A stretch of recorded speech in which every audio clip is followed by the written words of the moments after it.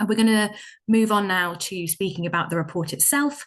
And I'm going to do that in partnership with my colleague Alicia Palmer, who has also worked really closely on the research and the write-up of this work. You saw earlier in Linda's slides a kind of glimpse into the front page of our report, and you can see it now on the left-hand side of the screen. And then on the right, our booklet that we've also created as part of this work. So our report details the fullness of the research and our findings and recommendations. And then our booklet, which Alicia is going to speak through in a little more detail later, focuses on equipping church leaders to explore how you can make the most of your heritage buildings in a really practical way. Before I talk further, oh, sorry, Ellie, just if you go back to that slide, thank you.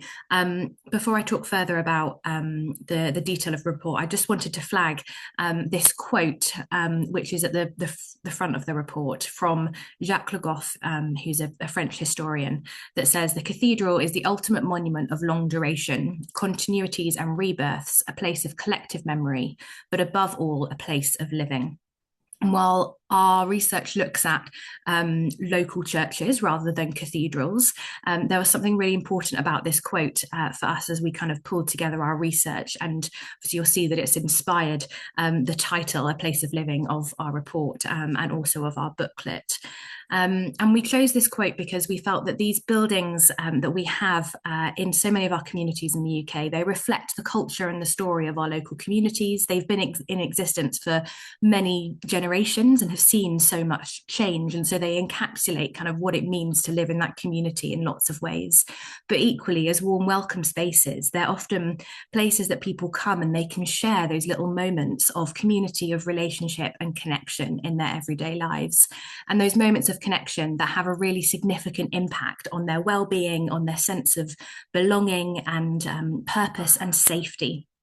And so as we kind of look to the future, if we want to have this decade of renewal that the government has spoken of, if we want to have better health and greater community cohesion in our communities, we want to, through this report, say that these spaces are absolutely crucial because they're central to our communities and they're places of life for so many of us.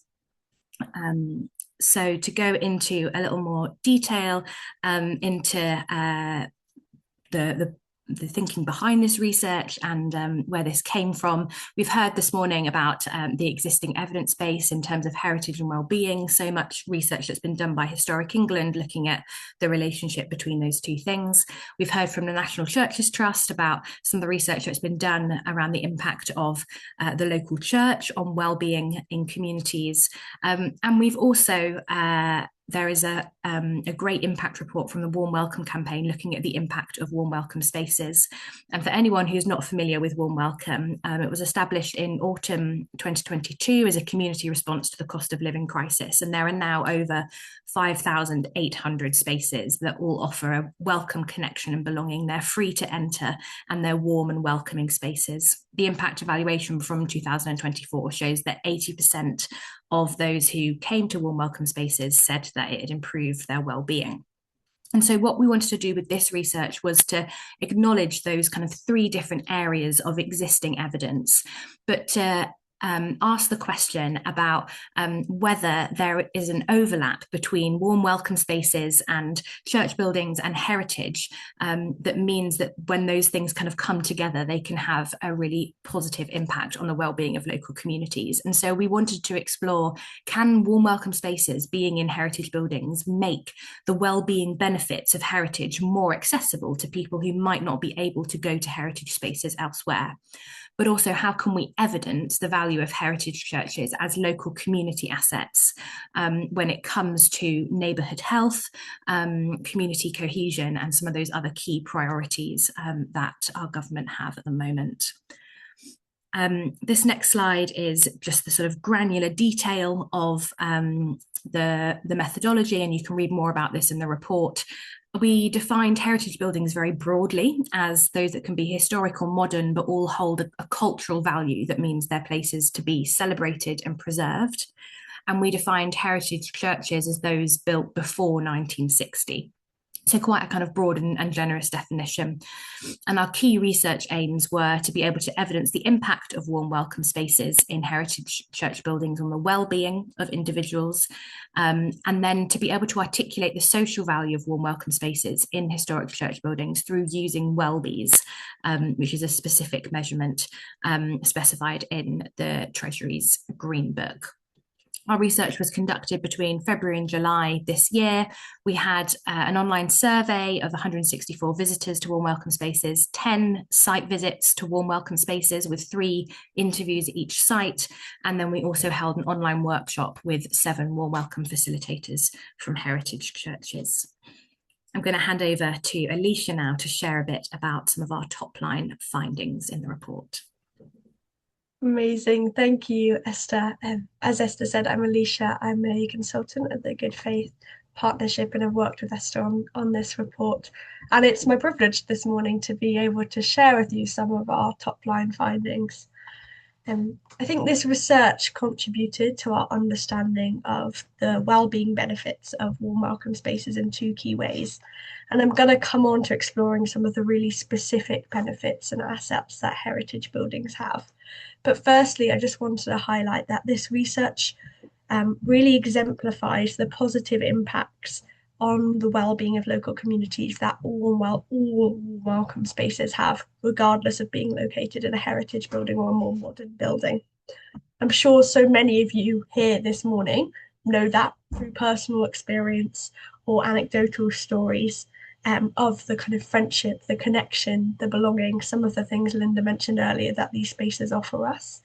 And we were able in this report to assign a kind of economic value to try and quantify some of that brilliant impact. So in this report, we found that warm welcome spaces on average contribute 1.99 Wellbees per person per year. And the UK Treasury kind of correlates or estimates this value to be about £26,000 per person per year. And this exemplifies the vast kind of positive impacts and ripple effects that this can have on an individual's life and then their community. And there were 3 key reasons why we found that all warm welcome spaces are having this positive impact on the well-being of their local communities. Warm welcome spaces are quite a simple model. For many, it is coming into a heated building to have a cup of tea, to see a friend, to say hi. But actually, we found that this simple model is increasingly quite rare and unique in modern society. Warm welcome spaces can be described as third spaces or bumping spaces. They're spaces beyond our homes and our workplaces where we can go, we can sit and have a chat. That it was the most common use of the spaces that we found, to have a cup of tea and to have a chat. But also, as that first quote highlights on the left there, where there's permission just to be. As that quote says, you can talk to lots of people, but you also can be quiet and sit on your own. And it's quite rare to find spaces where you can do that, particularly without having to pay money. And I think as a result, because warm welcome spaces are bringing a cross-section of the community together, they become these bumping spaces.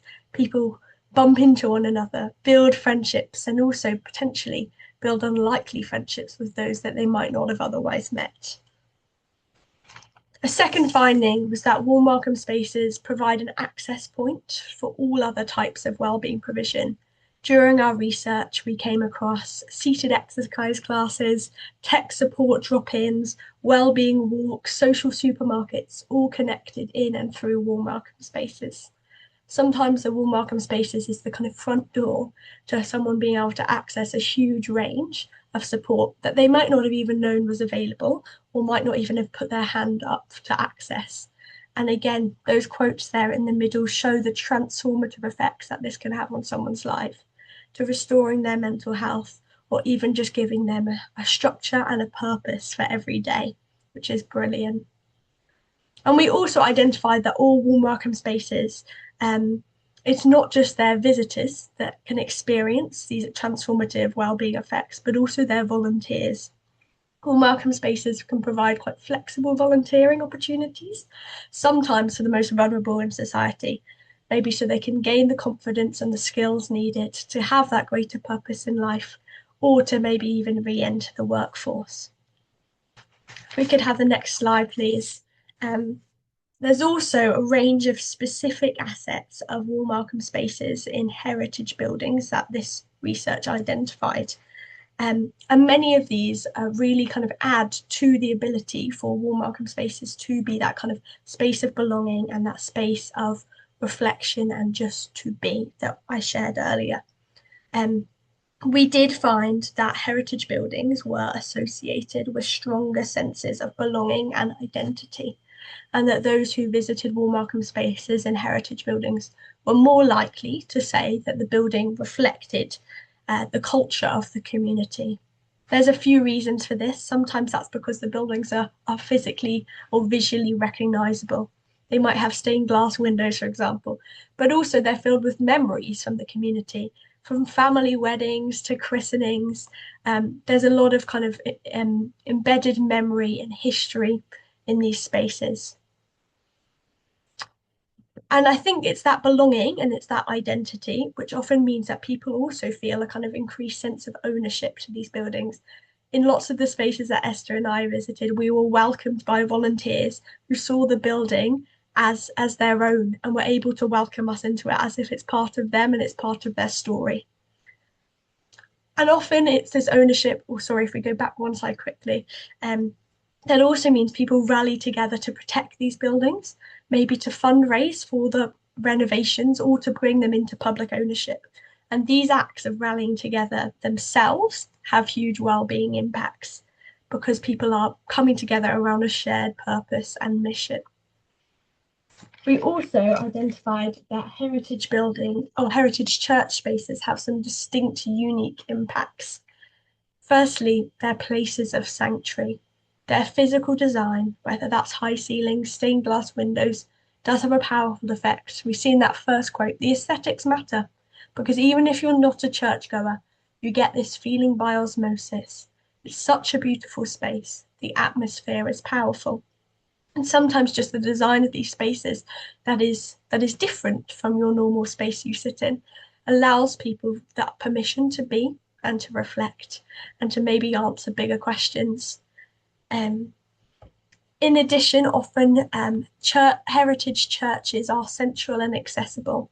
They may be located centrally on your high street or on your town square, and therefore people all know it's there and are coming by as they're doing their shopping and going about their day. It's a recognizable, central and familiar space for the community that can enable that bumping space we spoke about earlier, those unlikely friendships in the community coming together. Again, the consistency and safety of this spaces was really important. I love this quote. We are here. We're not going anywhere. You know where we are and you know you can always come back. Because these heritage church buildings have played an important role in not only the lives of individuals, but their families and of generations in the community through things like family weddings and life events, there's a reassurance that that space is still going to be there when you might need it in the future, when you might need someone to hold your hand or someone to chat to, which is a really kind of beautiful finding. That's a whistle-stop tour through some of our top-line findings, and I'm now going to hand back to Esther, who's going to be sharing some of the recommendations with us. Brilliant, thank you, Alicia. This is a sort of top line summary of some of our recommendations, and we've got sort of two sections, one which is to national government and local partners and one that is towards churches, and many of those recommendations to churches are encapsulated in our booklet. So our recommendations for national government and local partners. We want to encourage national government to recognise the contribution of church buildings to communities in the way that Alicia has just spoken about, to create sustainable funding streams for improving accessibility and maintenance of those spaces, and to also integrate church buildings into government strategies across departments, particularly thinking about things like the Pride of Place programme and neighbourhood health. At a local level, we want to recommend that local partners explore what is going on in their heritage buildings and in their church heritage buildings in their local area, where there are things like warm welcome spaces or similar community activities happening within those church buildings. We recommend that they explore how those can be integrated into public services, for example, through providing social prescribing drop-ins at warm welcome spaces, or offering advice drop-in services within church coffee mornings or lunch clubs. We also recommend that they explore using church heritage buildings for service delivery. So for things like vaccine clinics, for back to work courses and other things that the local authority and the NHS at that local level will be looking to provide to the community. We recommend that they explore how they can use heritage church buildings in order to deliver that, so that as people come to receive those services, they also have the benefit of being in that heritage space and the wellbeing impact that can have on them. And finally, we recommend that local partners, such as local authority and GP surgeries and primary care networks, explore with local heritage church buildings how they might be able to partner to meet the needs of the local community. And there's a kind of clear overlap here with this research and research that Churchworks published back in January of this year, looking at social prescribing and the relationship between social prescribing and faith. And on the Churchworks website that we'll link to at the end of this, you can find that report on our how-to guides that kind of explain a bit more about how you can build that relationship. We're now going to move on to talking about what this might look like for the local church from that local church perspective. And we are so delighted that we have Reverend Nick with us this morning to speak about the Holy Sepulchre in London and the work that they've been doing around warm welcome and heritage. Esther, thank you very much. Thank you. So, Holy Sepulchre, we are a church in the City of London. Next slide, please. Thank you. We are the largest parish church in the City of London. We are Grade 1 listed with Grade 2 railings around the church. The original church here was going back to 1137, although this main building is 15th century. What's interesting is, for me, particularly as I've been here 5 years, is that this isn't just about a building. We actually are a collection of 3 parishes, although we're the only church in the parish. And we found that we actually have 5 green spaces around us. We have multiple monuments. We have 3 drinking fountains that aren't working, a number of burial sites with amazing historic connections. And as a building, we have a number of famous people are connected to us, including John Rogers, Sir Henry Wood, founder of the Proms, Captain John Smith of Pocahontas fame, Roger Williams, and Major Andre, who was a spy during the Civil War. But we are also a building that actually hasn't had a lot of investment for close on 20 years. So we had leaks and we have very limited reserves. And I say that in the context of what is possible. And we've achieved, I think, some amazing things with people's really being willing to be a place of community in our city, when actually we've had very little funds to be able to pay anything to do it. So I offer that as what can be achieved is quite amazing when people have a good heart to do these things. Next slide. So what do we do in our warm welcome space? And this slide has a whole range of different things going on it. I mean, one thing that was important to us at the start is that we did some research to find out about our history, which was done in a volunteer, about 2 years of work, which meant that we could put screens up around the church. And we sort of transformed the dwell time from people wandering in and out of the church in a few minutes to probably about an average of 15 minutes dwell time. We actually have 4 screens in different places showing different content. We created different spaces in the church. In the middle, you can see there's an area we call our harmony zone, which has some comfy chairs. We have a compassion corner with a different sort of way to sitting. And we created a cafe in the church, which is a pay what you can, rather than having it staffed and with somebody saying how much it costs.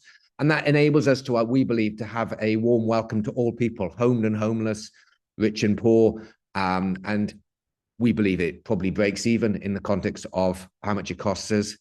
Other things that we've done, we do talks and tours trying to share our history in different contexts. We put together a very simple app. There's a really interesting tool called Easy Travel that doesn't cost us anything. So those people who perhaps struggle to wander around the church can actually just listen to it, and we have pictures. We do various concerts. And on the right-hand side, we decided to create of this picture 2 community events, one called Musicality, Tea Tales and Tunes, which is tea tales and tunes, some free food. That's always a thread going through what we do, of some hospitality. Tales, we have a city guide giving a talk, and tunes, we have a musician of doing some musical. And that sort of community event was the first thing we started to do, which is a intergenerational, multi-contextual, to enable people to engage with things that they liked. And then after that, we launched something called Community, Sing-Along Skills, Socialize and Sharing, which again was a community event that allowed people to enjoy things in the way they wanted. So again, whether you are a professional carer or a carer or living with dementia or perhaps neurodivergent and in wanting to find a place of welcome, these events that we have are meant to be what we call distinctive, not discrete. Come as you are and enjoy it in the way that you want to. And next slide. The well-being benefits we have seen is that the bullet points in the middle, I summarize, I believe, the feedback that we've got, and we've been very strong in trying to collect feedback as we've got along to co-create the activities that we do. And we found that a lot of people say that this has reduced isolation, it's improved their well-being. Particularly the community sing-along skills, socialize and sharing, where we get involved in art and music and activities, helps memory stimulation and creativity and skill sharing, because we get people to share stuff, whether that be some crocheting, whether it be something about some experiences they've had. We have a regular sort of cohesive community where some of them come together regularly. We try to make sure that we have a little bit of fluidity of change of people coming. So people do book, but they're free. And we also make sure that if somebody hasn't been before and isn't able to book, we make sure we've kept some spaces available so new people can come in. One of the things that we often get asked is, why don't we make it for 100 people or 50 people? And I said, that would be a concert or that would be a lecture. We try to do it in our community space around tables with hospitality. And if you look at some of the comments that we can see here, these are about the volunteers and the people who are running. So this isn't really about me. So it's not me doing these things. You know, we can say about this has helped me get out of the house. This has helped me when I was feeling down. Teaching me to paint and crafting is helping my well-being. You improve lives every day. I think there's some amazing stuff that's happening. And we see this, we have some people who are living with dementia. We have people who are caring for loved ones living with dementia. And what we try to ensure with these activities is that both the individual with dementia or their carer or the individual who is well is with somebody who isn't unwell, so that all can gain from this. And that's really important. And perhaps one of the key things in that bottom left is that, you know, somebody came, a late diagnosis ADHD person, and it felt that I could really unmask for the first time in my life. And that's a real part of what we want to do, is enable people to come as they are, in whatever way that means, in a safe way. And next slide. The impact to us is that we've had, as you can see by the slides, an enormous increase in the number of people in the last 4 years of coming through our doors. From just a few thousand, we were open 1 day a week, went to 3 days to 5 days, to now about 6, on average, about 6 days a week, not all the time. And we have about 30,000 people coming through the door last year. Lots of musicians, people attending community events. It's the same level of increase. And you can see also in the bottom right-hand slide graph of the number of people who are volunteering to get involved with us. And we see our volunteers as this also being a way of doing good to feel good. So we're not using our volunteers necessarily as sort of free labor. We see it as part of our giving and encouragement of creating a generous city and a well city. And perhaps also the top right-hand corner of hygiene products, we see a role that we should have. And this, in all of our community events as well, we try to encourage people to join in. And we've given out about 36 tons of hygiene products. We also do food packaging and giving out. And so we're trying to be at the heart of our community using this amazing heritage building, which people seem to love to coming into. Next slide. What are our broader plans? We obviously will continue, and we want to continue to do our talks, and we keep promoting more, encouraging more people to come and hear about our history. We keep continuing to explore our history. We've got a book now that talks about our history from 1137, but we keep diving in, and I found out some more about Captain John Smith, about our American links, and we're trying to take all these bits of history in different directions and explore them and share them, which brings new people in. We continue with our weekly musicality and community, and this set of programs now, we've extended our musicality and community and added 3 more a community type events, all with this thread of hospitality. We are launching in the spring something called Creativity, which is Walks and Wonders, Parks and Places, which is to celebrate the heritage outside of the church. We have amazing spaces around, which equally are interesting for many people, but we are also making them sensory and experiential, so people can enjoy those walks from within the church and the context of the heritage. We are also launching, given our strong military link, something called Military Tea that will link to key events during the year, which again will celebrate and commemorate those who have a passion for military and service, and again celebrate and maybe learn from what sacrifice can mean. And Humanity, which is about celebrating initially famous people, but this week we piloted this with a school, with school children coming into the Heritage Centre to actually share with us who are their local heroes. And so we're teaching them skills about interviewing and about that. Guess what? It isn't just about national heroes. And being in this heritage space, they were really interested in to learn about the heritage and the history, and we fed that in, which added to their experience. We are also getting involved in trying to promote ourselves as part of social prescribing, of which there are multiple areas to that, which is about the heritage, social prescribing, green, art and music.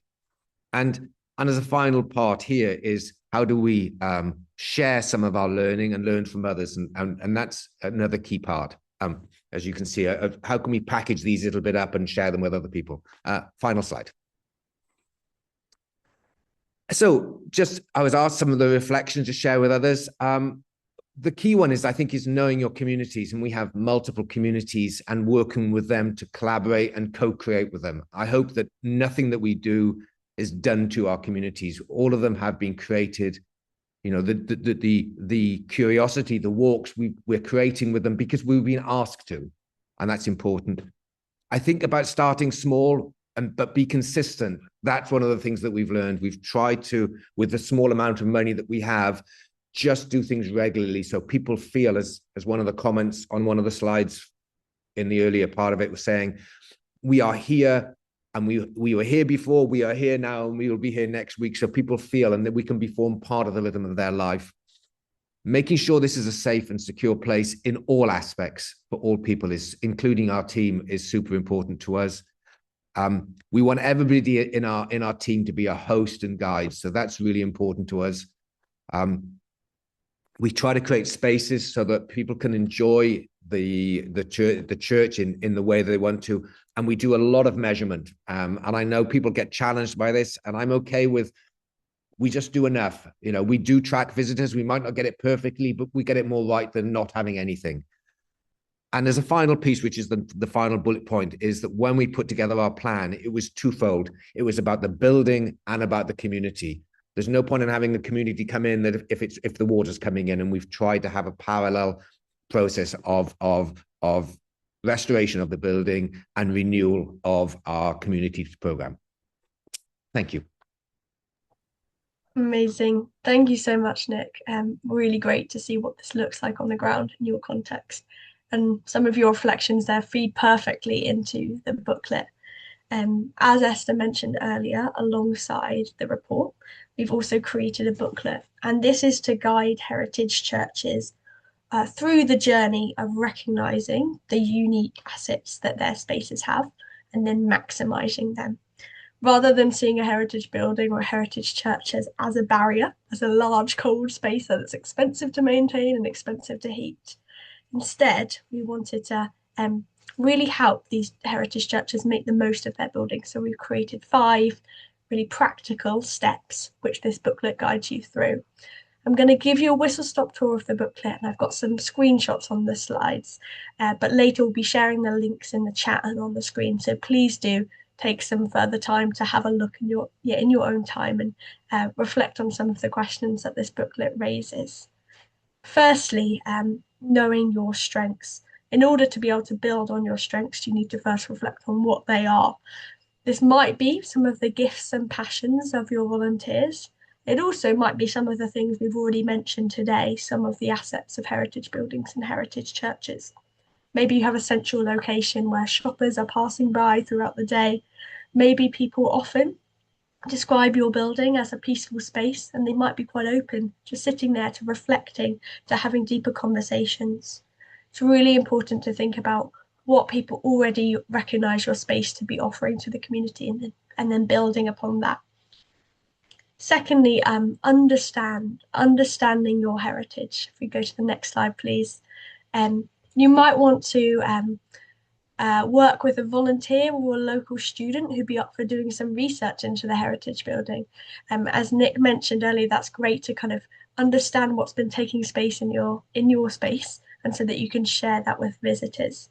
But also something you can do really simply, perhaps even this afternoon, is think about understanding your community a little bit better. Maybe go outside your building and put yourself into the shoes of someone from your community who's never stepped inside. What might the barriers be to them? Maybe there's some accessibility barriers. Maybe your large austere building looks a little bit intimidating, but could be brightened up with some clear signage. Maybe your signage currently uses religious language that might be unfamiliar to those without coming from your context. This is a really helpful exercise to think about making your heritage church a real warm, welcoming space to the community. Next, please.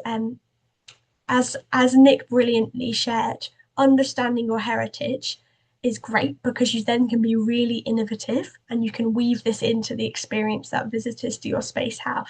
You could tell that story perhaps through a gallery wall, a video tour, a booklet. There's all sorts of opportunities to use it as a conversation prompt for people to come in and learn something new about the community they might have lived in for many, many years. Next, we have demonstrating your value. Again, Nick touched on this slightly. It's not only recognizing the value of your space personally and then communicating that to those who come into your building, but also we recognize that many heritage buildings financially receive money from grants and from foundations who do require some sort of impact measurement. So this section of the booklet is all some sort of top tips on how to embed impact measurement into the day-to-day running of a community hub or warm welcome space, how to capture some brilliant case studies so that you can share the great value and impact that your space has in your community. And finally, building relationships. This section also includes some funding opportunities and some top tips about the physical maintenance and retrofitting of your space. But what I'd really love to highlight is this section on identifying key partners, building relationships with those in your community who are also doing brilliant work. Maybe that's local community groups, local charities who would really benefit from your space. What would it look like if you worked together, if you partnered with them and built on what one another are already doing? What else could be located in your space to provide that kind of full repertoire of joined up support that many in your community might benefit from? I'm aware this is a whistle-stop tour of our booklet, but on this note, I would love to hand over to Ian and Tony.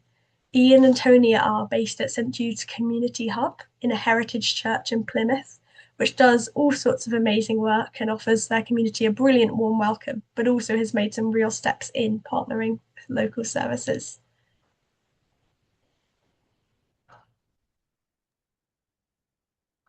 Yeah, hi everybody. I hope you can hear me. We're down in sunny Plymouth. I guess if you compare us with Nick's large church in London, we are a very small church in the middle of Plymouth in an urban environment. We're on a crossroads. We're passed by lots of people who probably think the church is a club doing.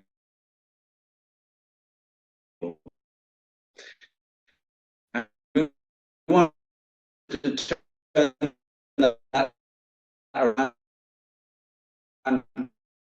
completely. And that required us to listen to the community. We had a community consultation about to tell us what it is the building could be for them in the community. So we listened, and as a result, we opened the doors.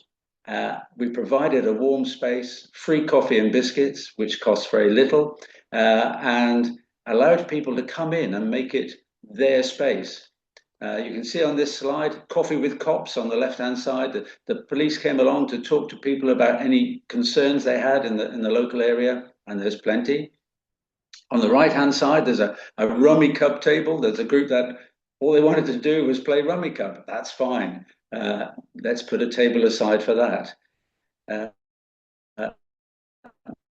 Next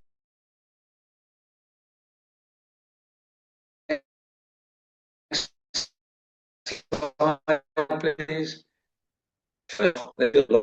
Money required. Everybody is welcome. And secondly, we want people to connect. Somewhere in the room, there's probably somebody with whom you have a connection, and the art is just to find that connection. And then thirdly, it's to contribute. Everyone has something to contribute. Everyone is valuable, even if it's just by being themselves. But quite often,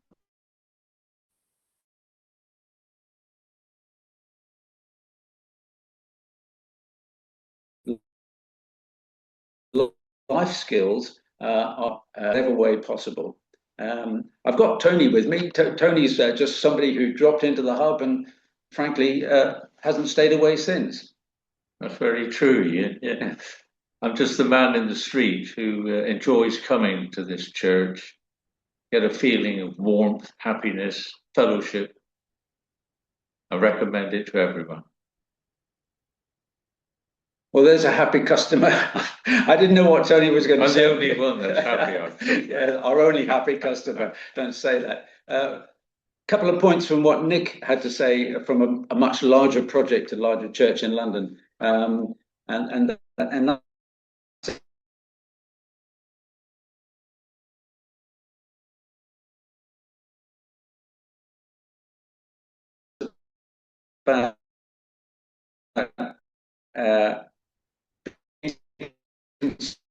consistent.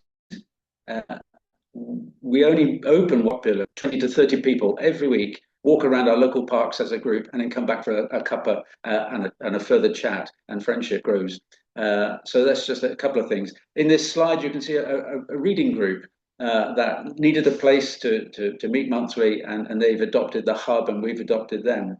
And the slide on the right just shows you the refurbished church, which provides a very flexible, accessible, welcoming space with decent, coffee making facilities, which is a transformation of a Victorian church full of pews, cold, damp, difficult to heat, and so on.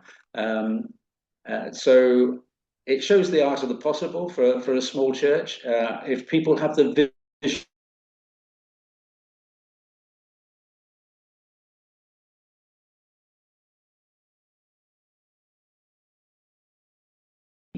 I think that's a really important thing for what has been said this morning. And I'm sorry about the quality of the link.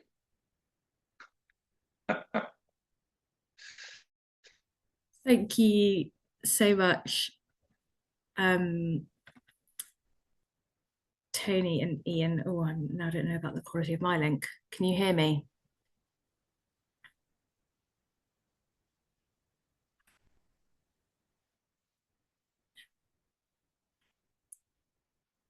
Cool. Okay, I think you can hear me. Sorry, my internet also had a moment then.